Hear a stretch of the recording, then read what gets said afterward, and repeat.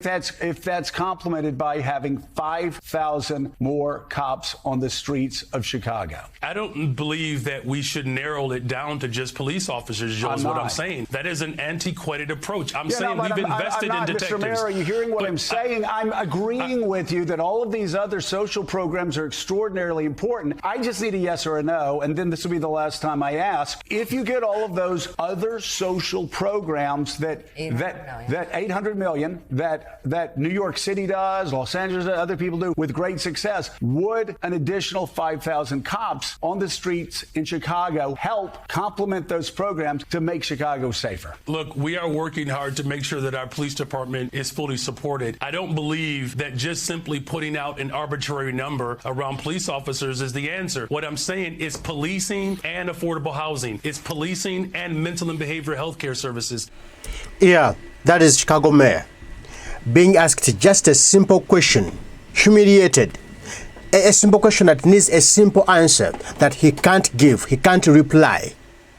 Just beating around the bush, just giving yes or no. That's the question he was being asked to give an answer, yes or no. He can't reply to that. He has to first make a statement so that he can prove the answer, he can prove the point. Look here, everyone here in the US, anybody in the US, want to live in a country which is safer. We want to have communities that are safe. We want to live on the streets that are safe. We want to do whatever we want to do in our homes, in our companies, in our businesses when we feel we're safe. When our children, we feel they are safe at school. No one wants to live in an environment that is threatening their lives.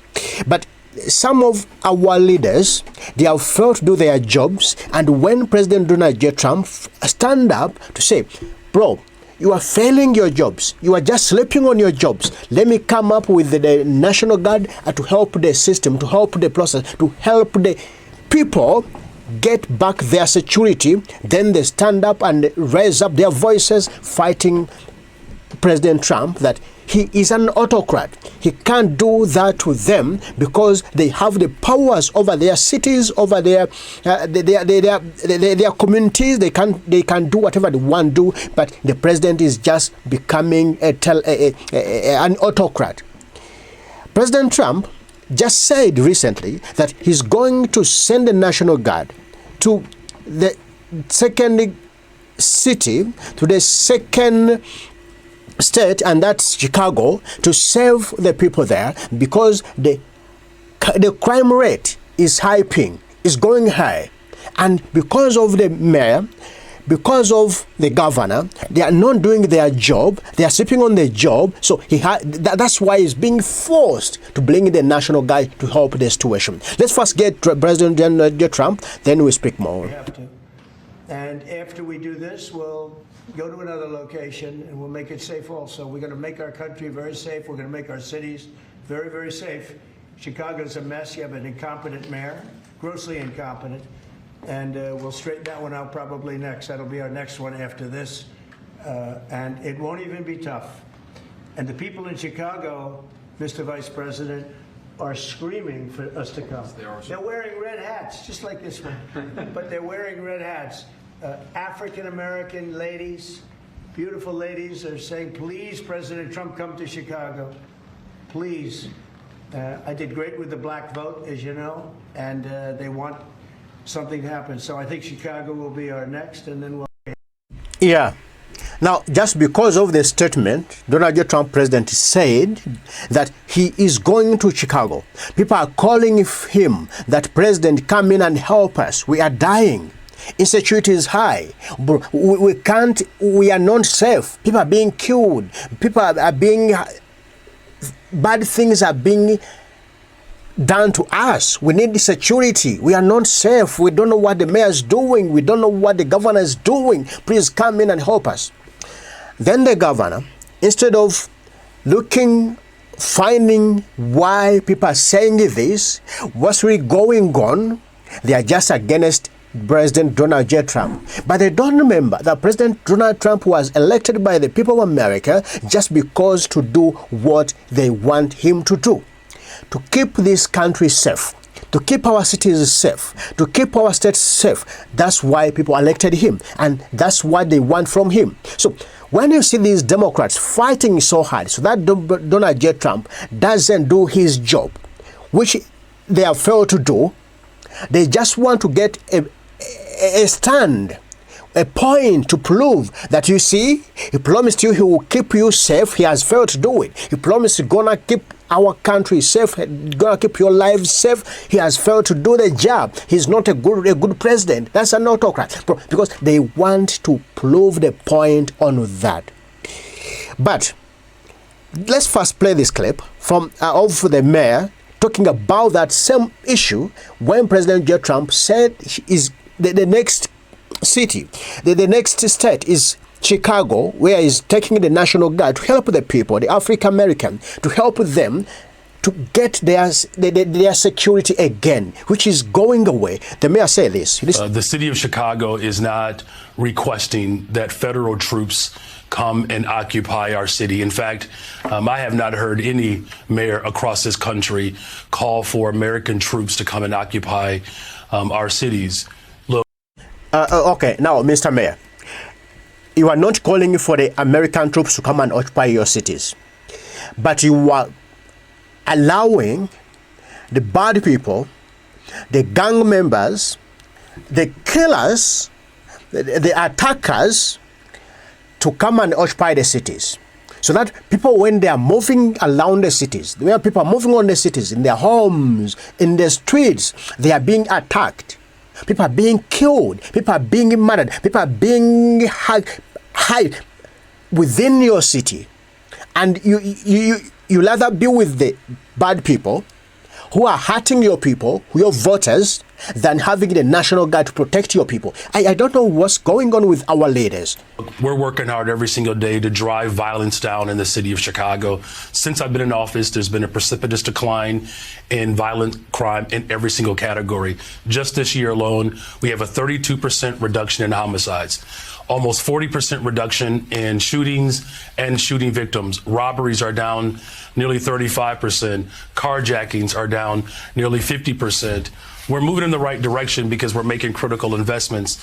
If this president was actually serious about driving violence down in the city of Chicago and American cities across this country, he would work with mayors to make sure that we have the necessary investments to continue to do the work that we have been doing. Well, you've led me. Okay, Mr. Mayor, you want to work with the president to continue to do the work you are doing, and you saying the crime rate is down. No one is complaining about that. No one is saying it's not down. But how can we know it's down? Because maybe sometimes I fail to agree with these statistics because they are fed in by human. If they want to prove a point to the world or the president or to the people that the crimes are going down, they can just figure out on the computer, sit down and put in more new figures. This can be doctored. I mean, I can't. I'm not saying that it's not true. The crime rate is going down, but I'm saying I want to prove a point here that even these statistics can be doctored, and we are here saying that the crime rate is going down, but someone is behind the computer trying to put them down to show that they are doing a job, they are doing some work, yet there is nothing they are doing. All right. If you are doing some work and the crime rate is going down, why people are complaining?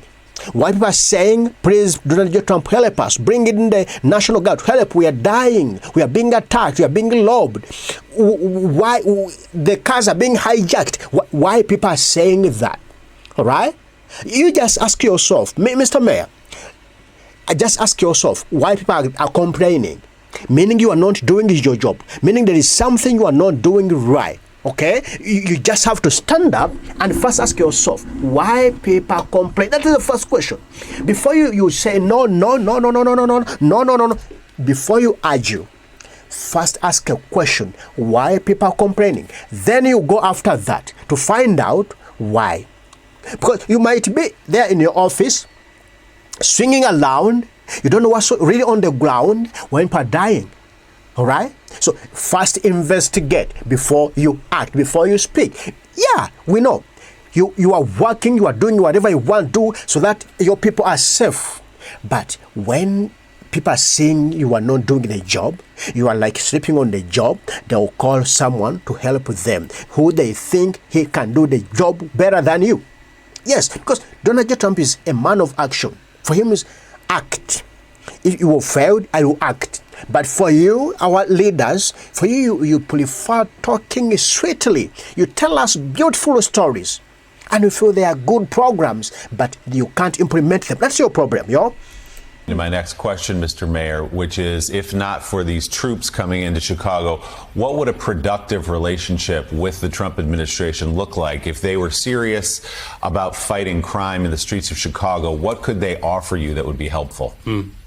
Yeah, it's an excellent question. First of all, he could start by restoring the over $800 million that was taken away from violence prevention efforts back in April.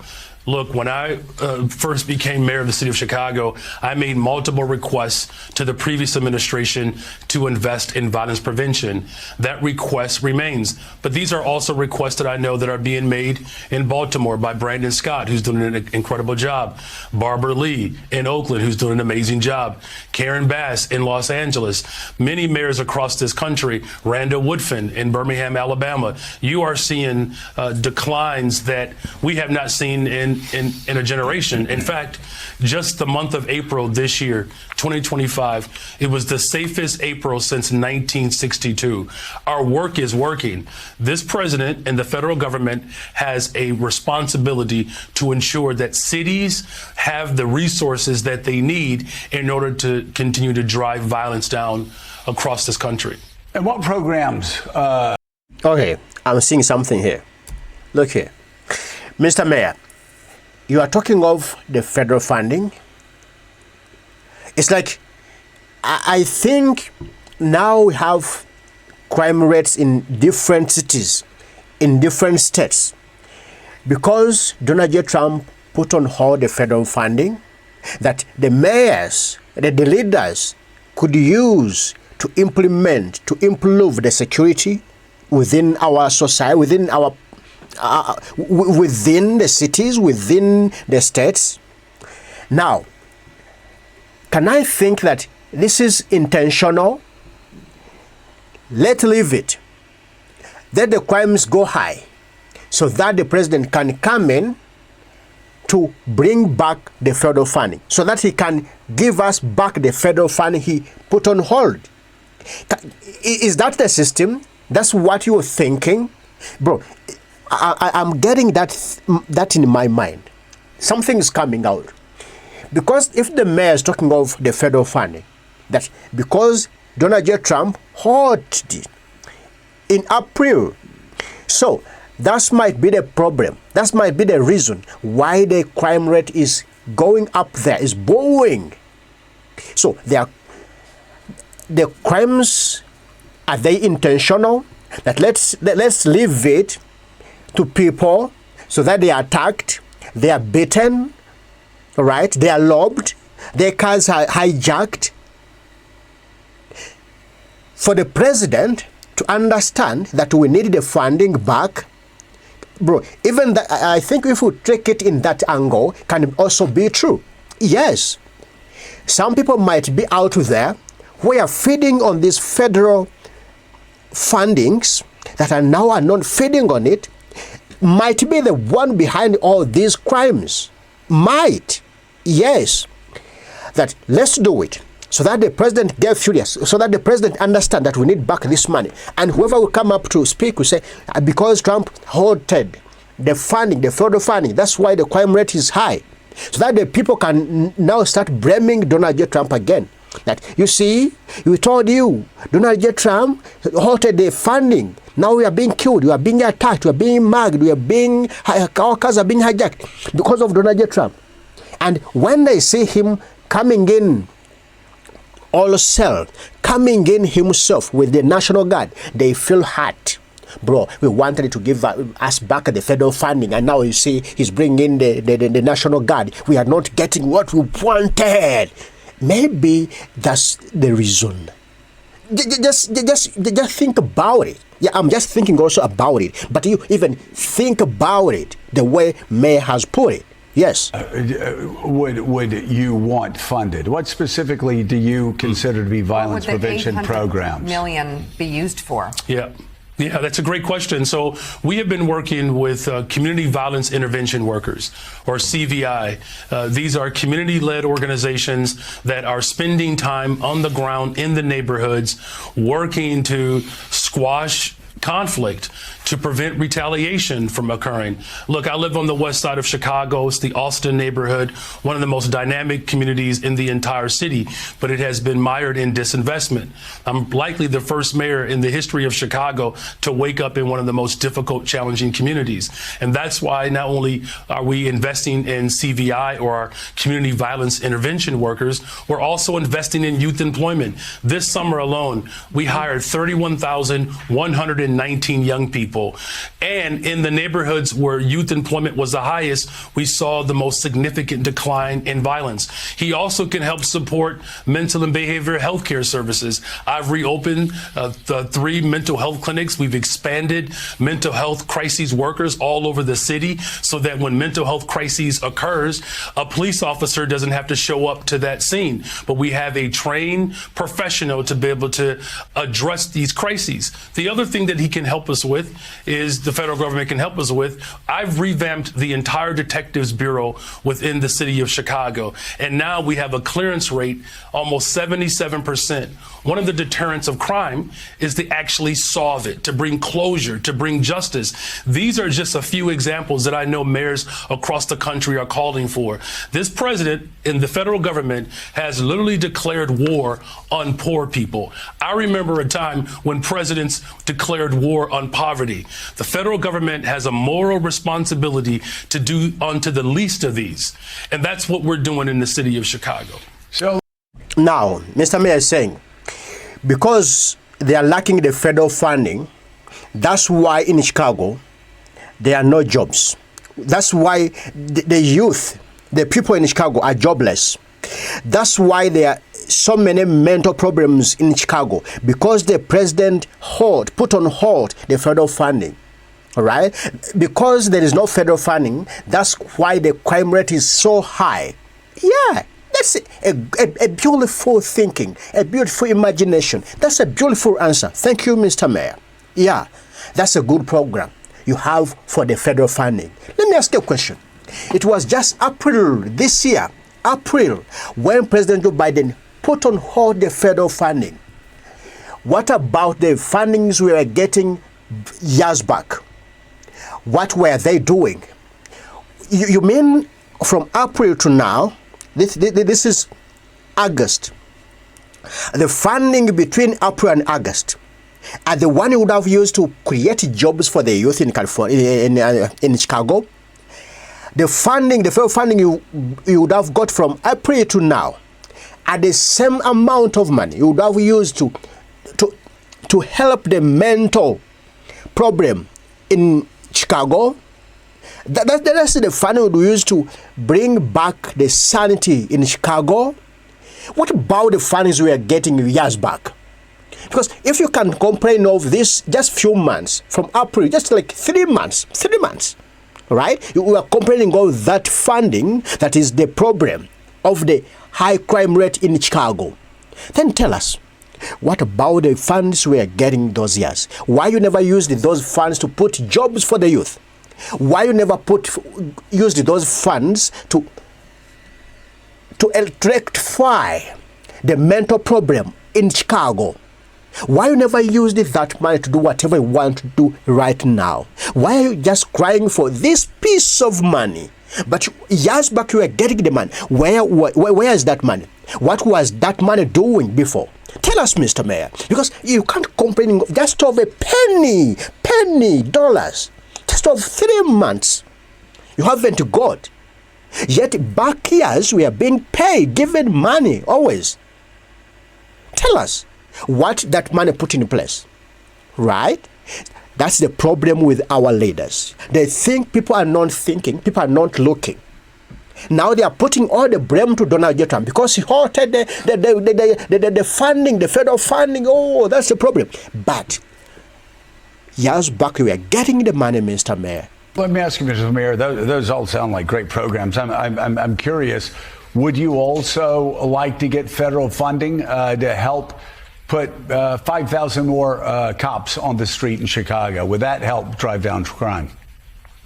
Well, look, policing by itself is not the full strategy. No, I understand that. You've talked about the other things you want, and I said those are good and important programs, but I'm asking also, would 5,000 more police officers on the street in Chicago be helpful to go along with all of those social programs that a lot of cities are engaging in and having success with?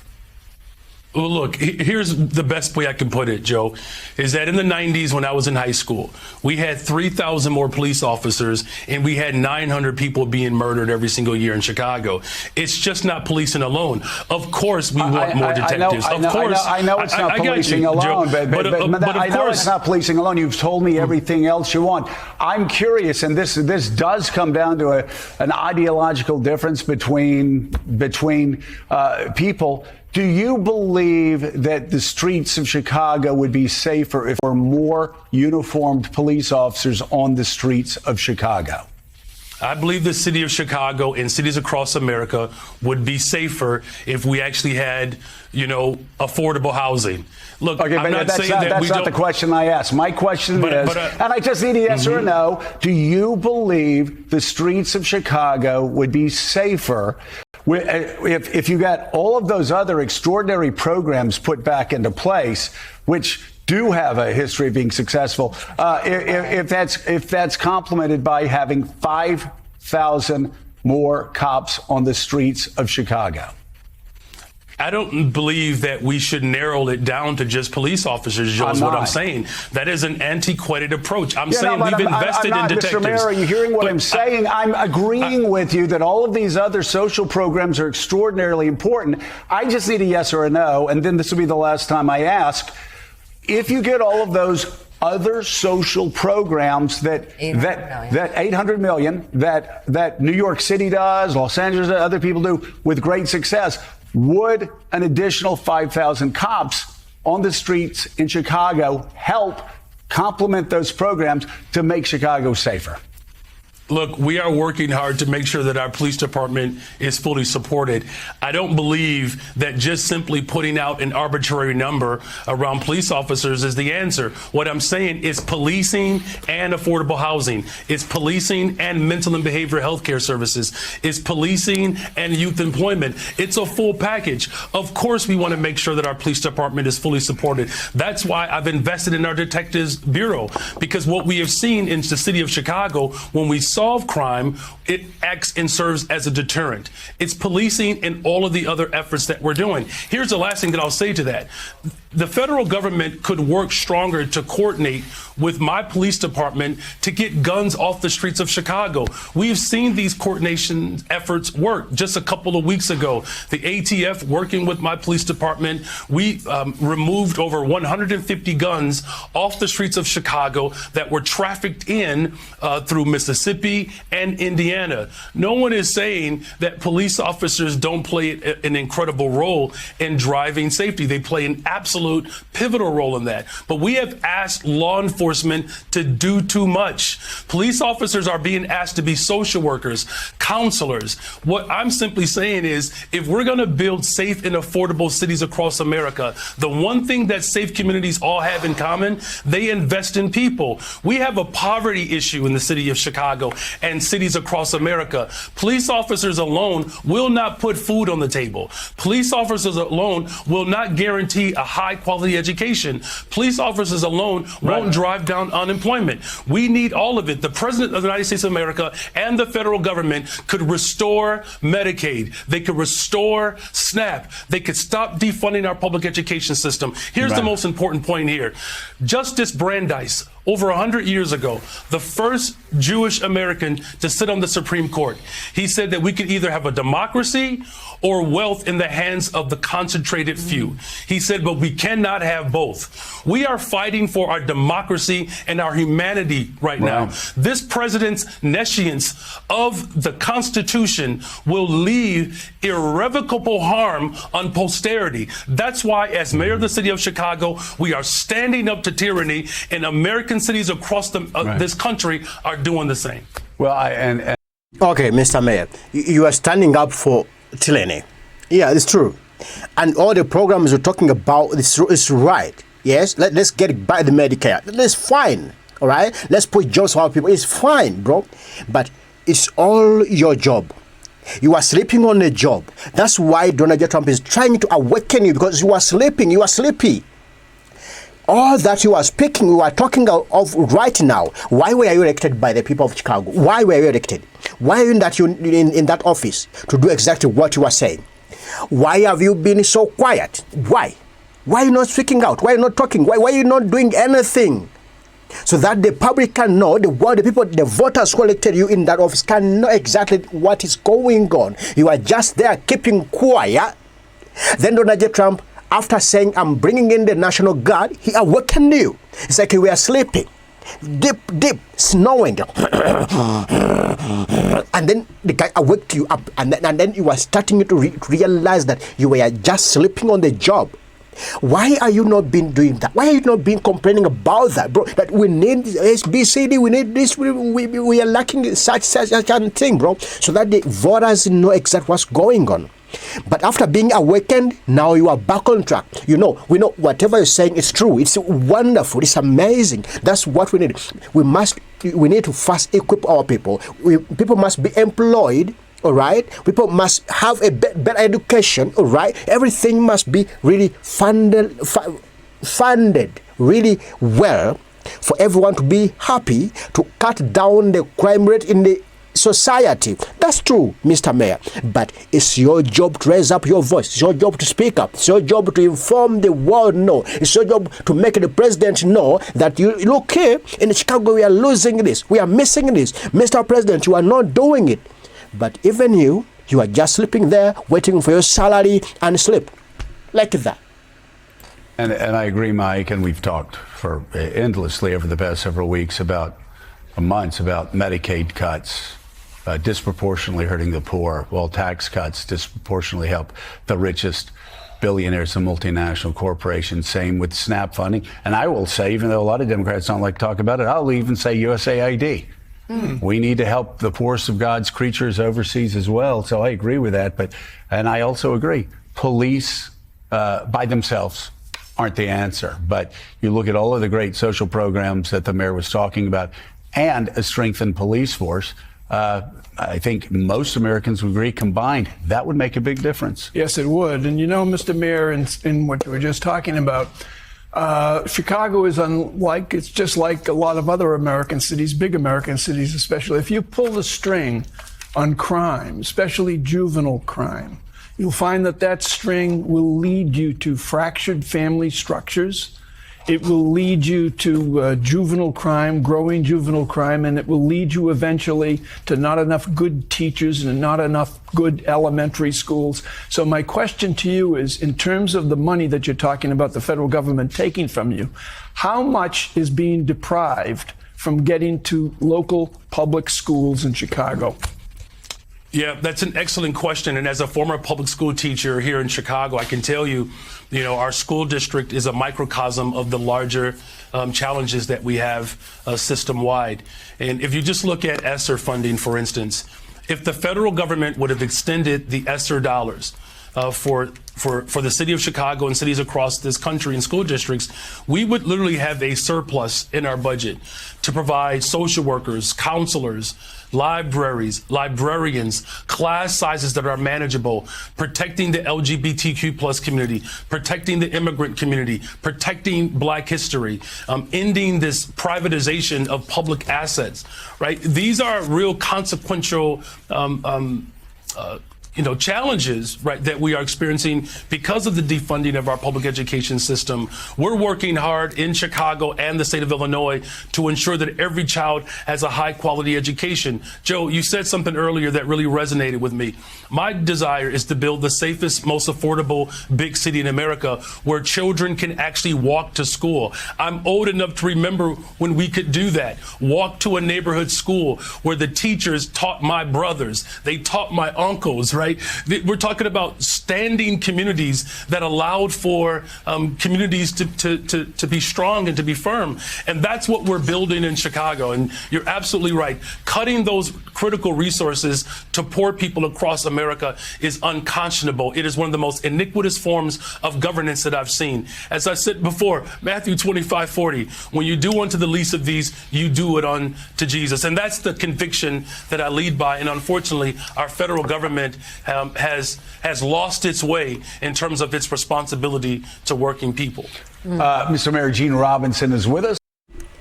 You know what I hate most on some of our leaders is to lift the blame to other people. Even when they see in this line, I'm the one responsible to do something, they don't want to show the public, they don't want to show the voters that it is their fault. No, they'll lift it to another person for them to be excused, for them to be seen as hoary. But let's just look here. This mayor has just said currently, now, that the crime rate in Chicago is dropping down, right? Is dropping down as of this year, 2025. And the last year, 2024, the crime rate was high. He has said, right? If now the crime rate is going down during Trump's administration, and during Biden's administration, the crime rate was up, where we are being given everything, all right? The Medicare was there. Everything was there. We are receiving, we are getting it. And now on Trump's administration, the crime rate is going down. What is the problem? We need to know where exactly the problem is. We need to know who is the problem here. So that's why I'm saying some leaders are just want to blame others instead of blaming themselves. Their failures, they shift them to other people. So that for them, they are out of the picture. Then other people are the one to be blamed, but not them. That's what the mayor is doing. Trump has just come in, and you say in this year, the crime rate is just dropping, going down. But the last year it was up a bit. So where is the problem? Who is to blame? Who is failing to do his job? And as the next question, Gene. Mr. Mayor, I just want to step back and look at the big picture for a second. Chicago, a great American city, whose population in recent decades declined a bit. I believe it may have ticked up again recently, but Chicago has such a glorious past. What's your vision for Chicago's future? You want to make the streets safer. You want to make the schools better. But what is the future for Chicago and Chicagoland as going forward?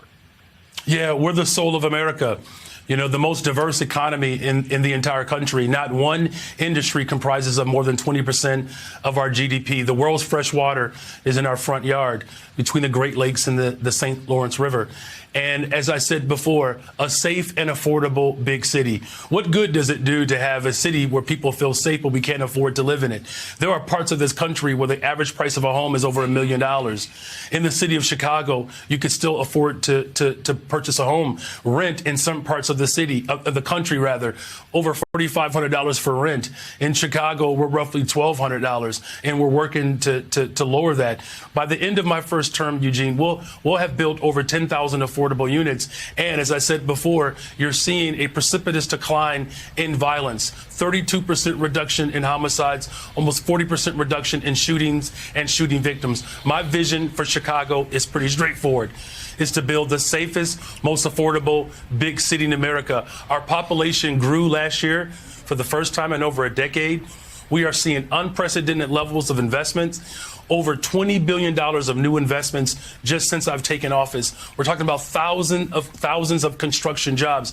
The city of Chicago is a dynamic city. As you know, this is the city that said keep hope alive with Reverend Jesse Jackson. It's the city that said yes we can with President Barack Obama. We are a strong labor town, a city that was established by a black Haitian immigrant and a Potawatomi woman that established a trade post at the bank of the river.